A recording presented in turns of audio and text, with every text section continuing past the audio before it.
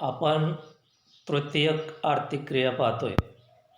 आता आपल्याला यामध्ये वाहतूक जी आहे या वाहतुकीविषयी माहिती पाहिजे आहे. तत्पूर्वी पुस्तकातील पान क्रमांक 57 वरती बघा, नकाशाशी मैत्री असं म्हटलेलं आहे आणि याच्यामध्ये आकृती 6.2 पाहून खालील प्रश्नांची उत्तरले असं म्हटलं आहे. म्हणजे याच्या पुढच्या पेजवरती नकाशा दिलेला आहे, त्याच्यामध्ये वाहतूक मार्ग दाखवलेले आहेत आणि त्याच्यावर आधारित आपल्याला 9 प्रश्न विचारलेले आहेत. तर याच्या बाबतीतही तुम्हाला असं सांगायचं आहे की जो 25% अभ्यासक्रम रद्द केलेला आहे, तर त्यामध्ये या प्रकरणातला हा देखील भाग रद्द केलेला आहे. याची तुम्ही नोंद करा. नकाशाशी मैत्री 57 नंबरवरचा जो भाग आहे हा भाग रद्द केलेला आहे. याच्यावरती प्रश्न विचारले जाणार नाहीत. आता यानंतर आपण वाहतुकीविषयी माहिती पाहूया. तर वाहतूक जर आपण बघितली तर ही एक अशी सेवा किंवा सुविधा आहे ज्याद्वारे माणसे, वस्तू आणि उत्पादित माल जो आहे हा एका ठिकाणाहून दुसऱ्या ठिकाणी नेला जातो. त्याचप्रमाणे कोणत्याही देशाच्या विकासात जर आपण बघितलं तर वाहतुकीला असणारं स्थान जे आहे हे अतिशय महत्त्वाचं आहे. तृतीयक आर्थिक क्रियामध्ये वाहतूक जी आहे ही वाहतूक व्यवस्था हा पायाभूत असा घटक आहे आणि सर्व आर्थिक क्रियांचा विकास वाहतूक व्यवस्थेवरती अवलंबून असतो. अशी ही वाहतूक जी आहे ही वाहतूक महत्त्वाची असलेली आपल्याला दिसून येते. आता हे जे वाहतूक आहे ह्या वाहतुकीचे वेगवेगळे मार्ग असलेले आपल्याला दिसून येतात. आपण तृतीयक आर्थिक क्रियांच्या वर्गीकरणामध्ये वाहतूक बघितलं आणि त्या वाहतुकीचे वेगवेगळे प्रकार जे आहेत ते प्रकार बघितले. त्यामध्ये रेल्वे मार्ग, रस्ते, जल, हवाई आणि नळमार्ग. त्याचप्रमाणे हे जे वेगवेगळे वाहतुकीचे मार्ग आहेत या वाहतुकीच्या मार्गावर परिणाम करणारे काही भौगोलिक घटक आहेत.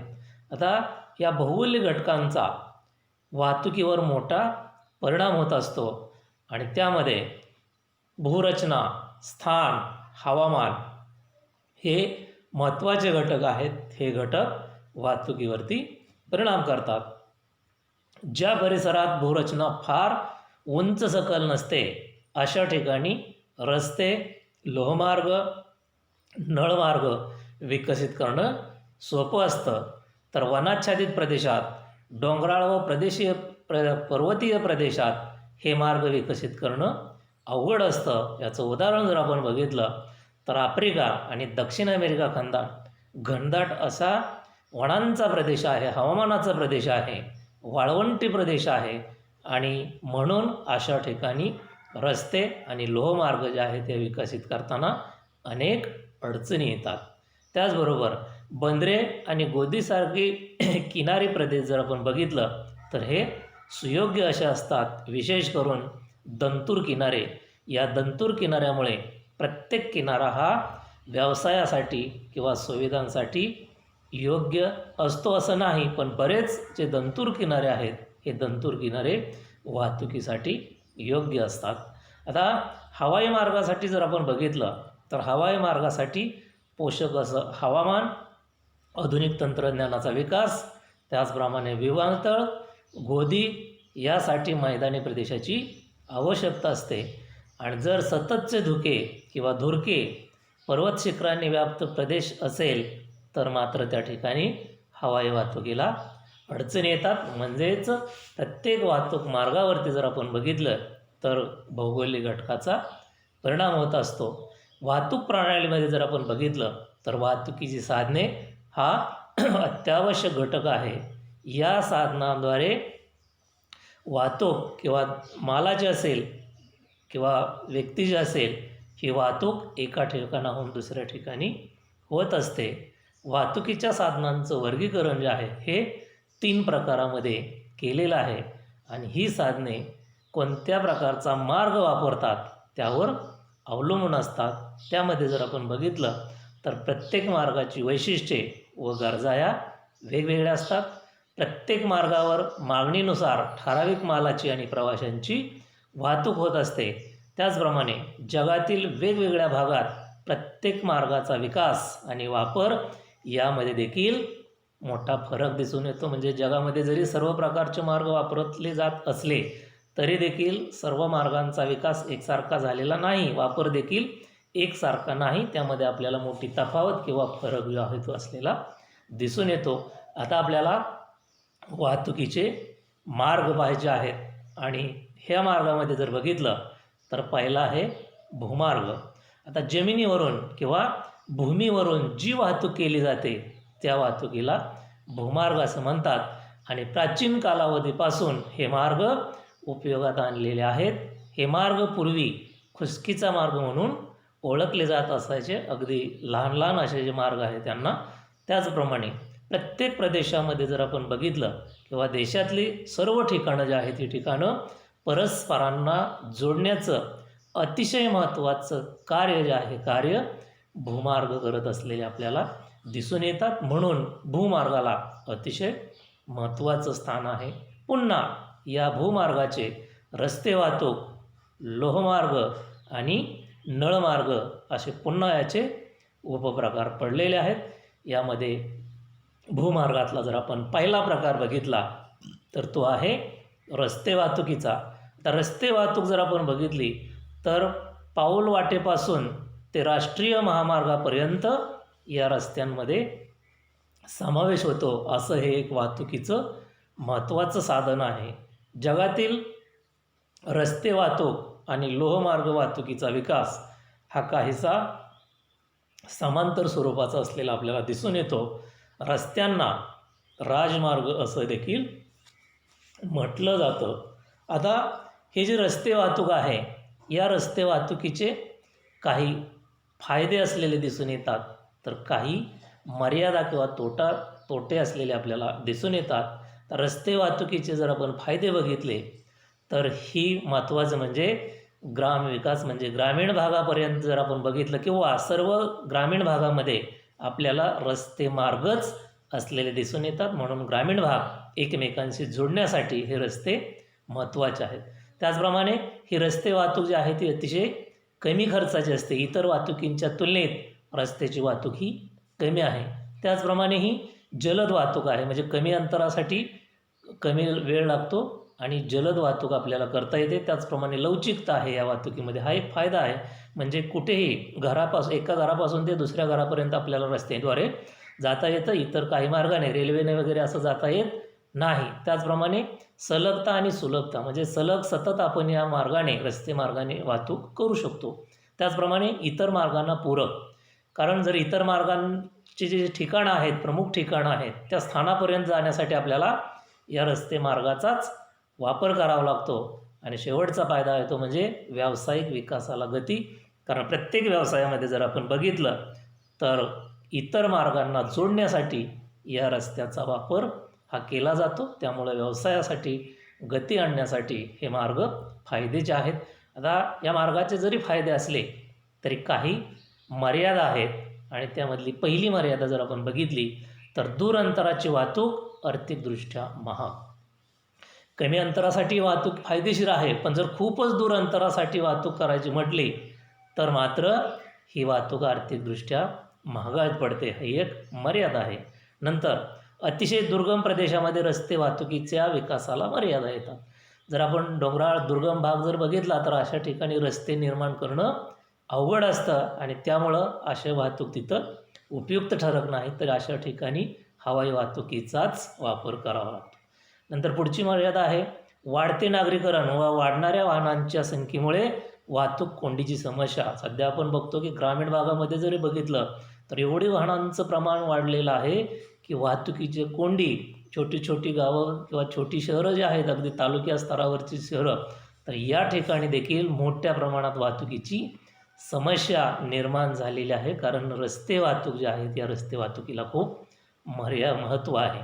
नंतर प्रतिकूल हवामानाच्या प्रदेशात व भौगोलिक रचना प्रतिकूल असणाऱ्या प्रदेशात रस्ते वाहतूक निरुपयोगी.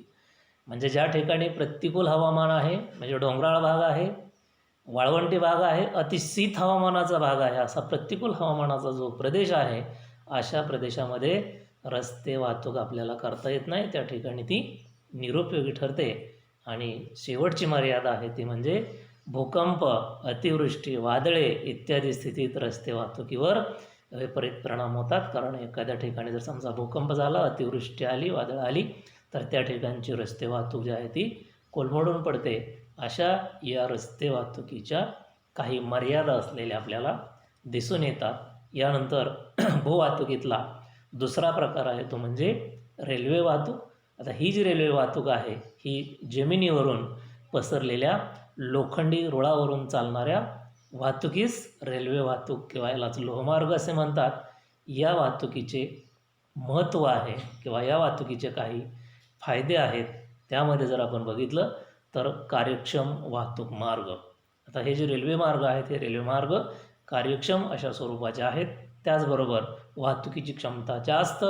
जसं आपण रस्ते वाहतूक बघतो की रस्ते वाहतुकीमध्ये काही ठराविक टनापर्यंतच अवजड माल किंवा प्रवाशांची वाहतूक काही व्यक्तींपर्यंत फार तर 100, 60, 70, 100पर्यंत केली जाऊ शकते जास्तीत जास्त रस्ते मार्गाने, कितीही मोठं वाहन असलं तरी. पण रेल्वे मार्गात जर आपण बघितलं तर एका वेळेस हजारो व्यक्ती किंवा हजारो टन वजनाचा माल आपण वाहून नेऊ शकतो. म्हणून वाहतुकीची क्षमता या रेल्वेची जास्त आहे, हा एक याचा फायदा आहे. नंतर माल वाहतुकीच उपयुक्त. तर जास्त वजनाचा अवजड माल वाहतूक करण्यासाठी रेल्वे मार्गच आपल्याला उपयुक्त ठरतात. नंतर इतर वाहतुकीपेक्षा स्वस्त.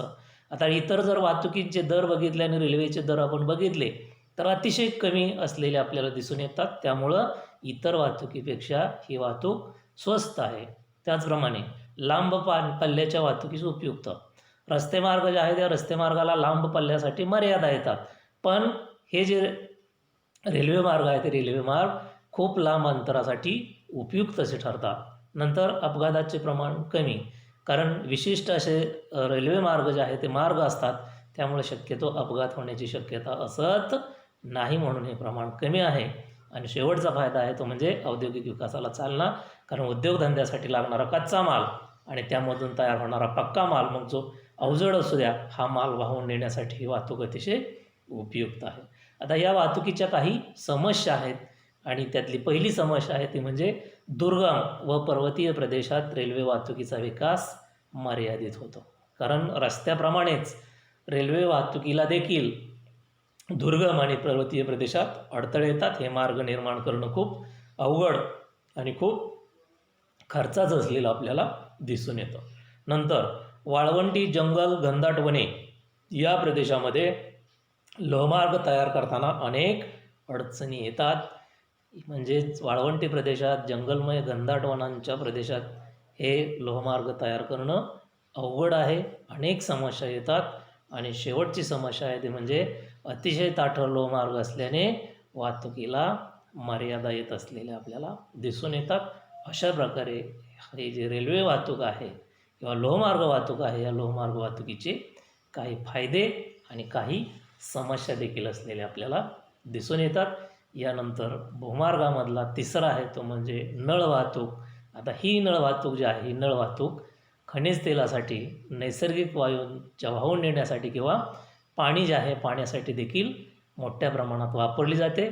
आणि जगामध्ये जर आपण बघितलं तर या नळ वाहतुकीमध्ये संयुक्त संस्थांचा प्रथम क्रमांक लागतो. त्याच नंतर Russia, France, Iran, Iraq, Saudi Arabia, त्याचप्रमाणे जर्मनी, ग्रेट ब्रिटन या देशातील खनिज तेल आणि नैसर्गिक वायूच्या वाहतुकीला या नळमार्गाचा वापर केला जातो. आपल्या भारतामध्ये देखील मुंबई हा तेल क्षेत्र व आसाममधील क्षेत्रापासून वाहतुकीसाठी खनिज तेल आणि नैसर्गिक वायू या नळाद्वारे वाहून नेलं जातं.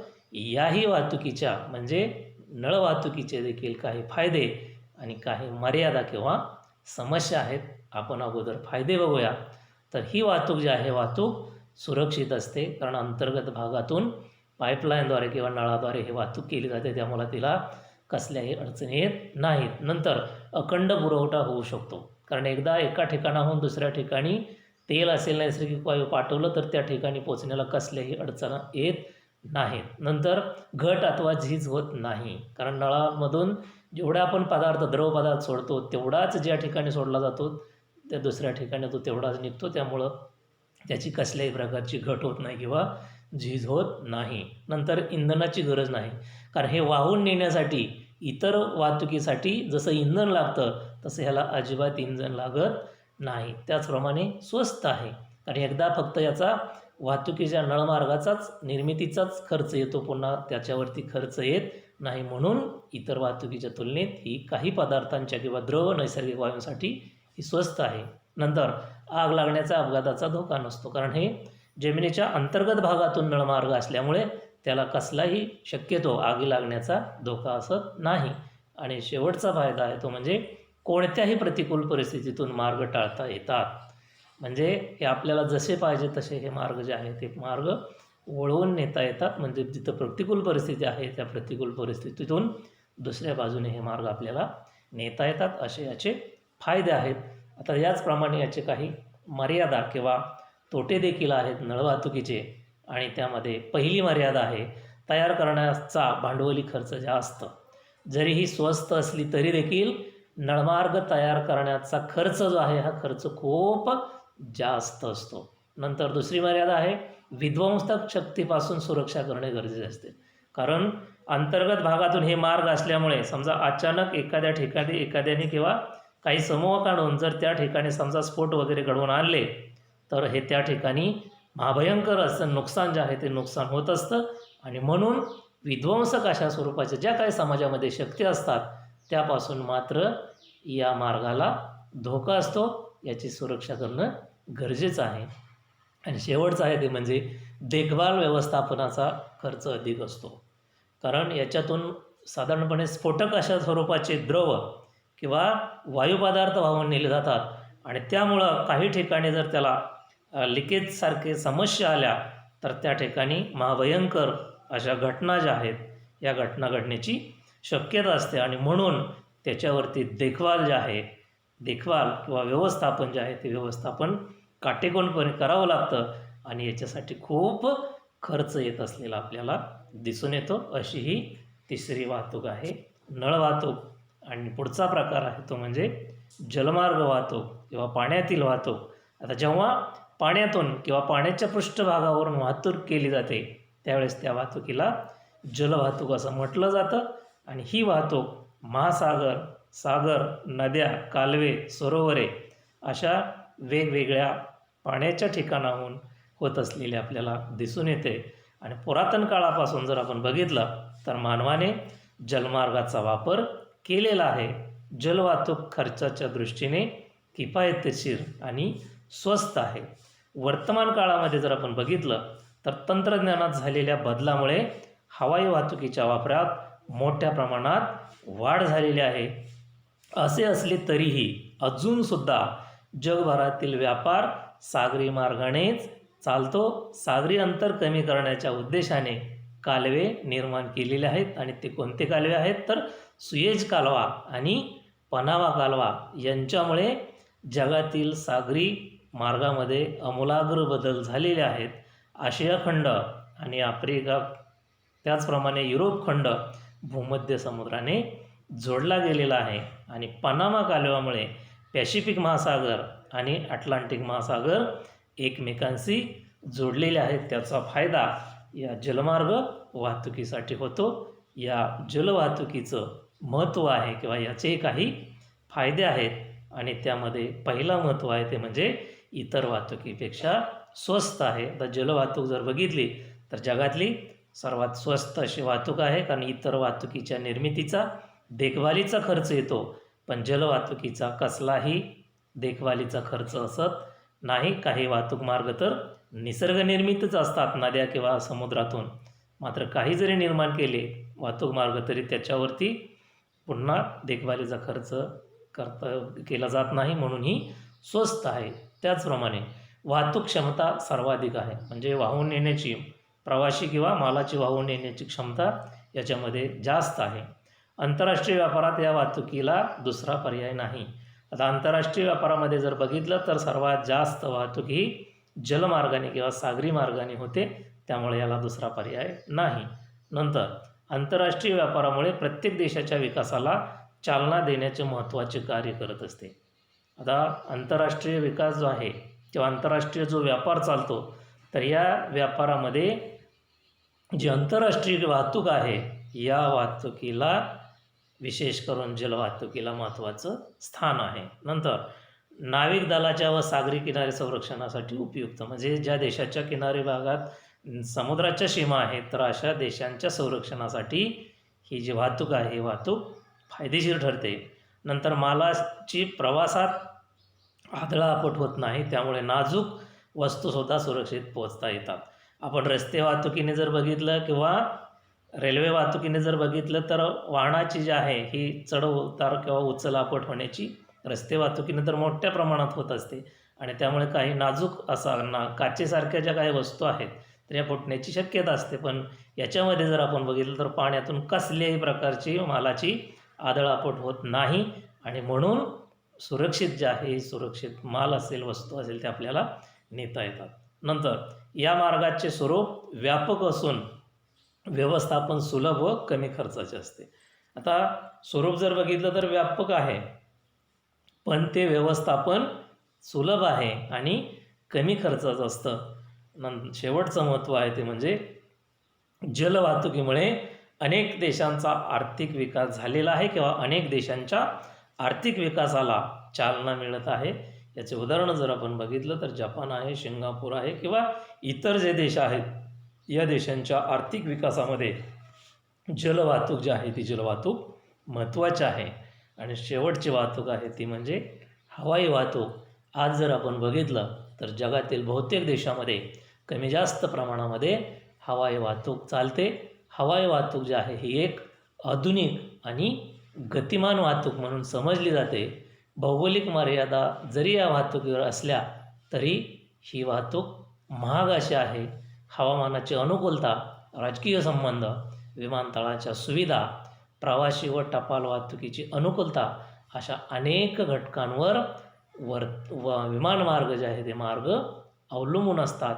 आणि जगामध्ये जर आपण बघितलं तर हवाई मार्ग जे आहेत हे आंतरराष्ट्रीय हवाई मार्ग व देशांतर्गत हवाई मार्ग असे दोन प्रकार जे आहेत, म्हणजे एका देशातून दुसऱ्या देशात आणि देशातल्या देशात अशा प्रकारे जगामध्ये आंतरराष्ट्रीय आणि देशांतर्गत अशा दोन प्रकारचे हवाई मार्ग आहेत. त्याचा वापर होत असलेला आपल्याला दिसून येतो.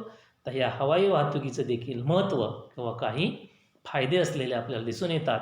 आणि त्यातला पहिला फायदा आहे तो म्हणजे जलद वाहतूक. तर इतर सर्व वाहतुकींपेक्षा ही वाहतूक अतिशय जलद आहे. त्याचप्रमाणे दुसरा फायदा आहे तो म्हणजे नैसर्गिक मार्ग. आता काही वेळेस जलमार्गामध्ये देखील आपल्याला निर्माण करावे लागतात, पण हे जे मार्ग आहेत हवाई वाहतूक हे नैसर्गिक आहेत, कसलेही निर्मितीचा खर्च येत नाही. नंतर अंतराळ बचत.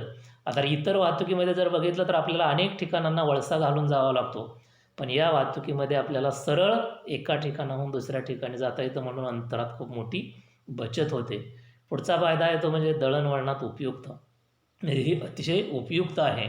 नंतर मौल्यवान वस्तूंसाठी उपयुक्त. ज्या मौल्यवान वस्तू आहेत की ज्या तात्काळ एका ठिकाणाहून दुसऱ्या ठिकाणी बाजारपेठेत पोहोचल्या पाहिजे त्याच्यासाठी वाहतूक उपयुक्त आहे. त्याचप्रमाणे युद्धकाळात महत्त्व. तर युद्धामध्ये आपण बघतो की सैन्यांना शस्त्रास्त्र असेल किंवा खाद्यान्न असेल हे पोचवण्यासाठी ही वाहतूक अतिशय उपयुक्त ठरते. त्याचप्रमाणे नैसर्गिक आपत्तीत उपयुक्त. आपण बघतो की देशामध्ये की सतत वारंवार काही आपत्ती ज्या आहेत महापुराच्या वगैरे अशा दरड कोसळणे वगैरे की ज्या ठिकाणी आपण इतर वाहतुकीद्वारे पोहोचू शकत नाही, तर अशा ठिकाणी ही वाहतूक जी आहे ती वाहतूक उपयुक्त ठरते. नंतर शेतीस उपयुक्त नाशवंत मालाचा उपयुक्त जो आहे दुर्गम भागासाठी संपर्क साधण्यासाठी उपयुक्त, म्हणजे शेतीसाठी देखील ही उपयुक्त आहे. नाशवंत माल जो आहे हा नाशवंत माल तात्काळ बाजारपेठेत पोचवण्यासाठी देखील ही वाहतूक उपयुक्त असलेली आपल्याला दिसून येते. अशा ह्या वाहतुकीचं महत्त्व आहे. नंतर आपल्याला वाहतुकीचं महत्त्व बघायचं म्हणजे आपण वेगवेगळे वाहतूक मार्ग आणि त्या वेगवेगळ्या वाहतूक मार्गाचे फायदे तोटे किंवा मर्यादा बघितल्या. आता आपल्याला एकूण जी वाहतूक आहे या वाहतुकीचं महत्त्व बघायचं आहे आणि त्यामध्ये पहिला आकडा आहे कच्च्या मालाची व पक्क्या मालाची वाहतूक करून उत्पादन वाढीला मदत करणे.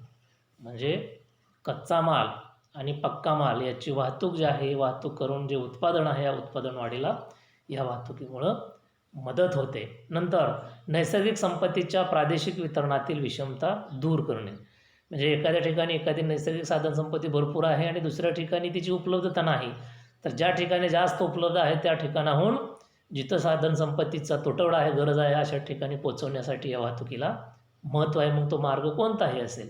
नंतर ग्राहकाला पाहिजे ती वस्तू अथवा माल पाहिजे त्या वेळेस पाहिजे त्या ठिकाणी पोचणे, अर्थात मालाची अथवा वस्तूचे स्थल व काल उपयोगिता वाढवणे अथवा ती प्राप्त करून देणे.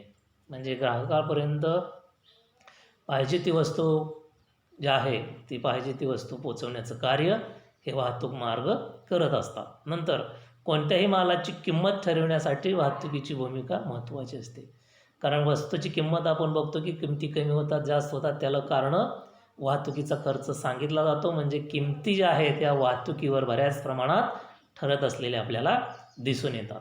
नंतर प्रत्येक मानवी व्यवसायाच्या विकासाला मदत करणे. मानवाचा कोणताही व्यवसाय असू द्या, प्राथमिक असू द्या, द्वितीयक असू द्या किंवा तृतीयकमधला ही सोडून इतर सेवा असू द्या, ही सेवा देणं किंवा या व्यवसायाच्या वाढीसाठी किंवा विकासासाठी वाहतूक महत्त्वाची आहे, मदत करते. नंतर कोणत्याही प्रदेशाचा अथवा देशाचा सर्वांगीण विकास करणे.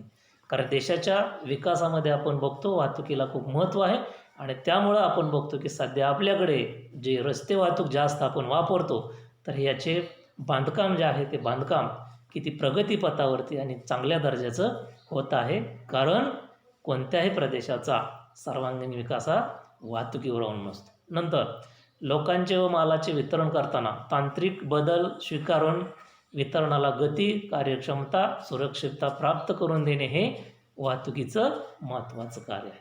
त्याचप्रमाणे प्रादेशिक असमतोल कमी करणे. कारण देशामध्ये बऱ्याच वेळा असमतोल निर्माण होतो, तर वाहतुकीद्वारे जो आहे तो हा आपल्याला कमी करता येतो. नंतर देशाच्या संरक्षणात महत्त्वाची भूमिका. कारण देशाच्या संरक्षणामध्ये देखील वाहतुकीला खूप महत्त्व आहे. देशातील सामाजिक, आर्थिक, राजकीय, धार्मिक, सांस्कृतिक विषमता दूर करणे म्हणजे या बाबींना देखील ही वाहतूक उपयुक्त ठरते आणि देशाच्या आपत्तीच्या कालावधीमध्ये जीवित व वित्तहानी कमी करण्यासाठी मदत करणे. म्हणजे ज्यावेळेस देशामध्ये आपण बघतो की विपत्ती निर्माण होतात त्यावेळेस ही वाहतूक उपयुक्त ठरतो. या ठिकाणी ही वाहतुकीचा भाग संपलेला आहे. आपण याच ठिकाणी थांबूया.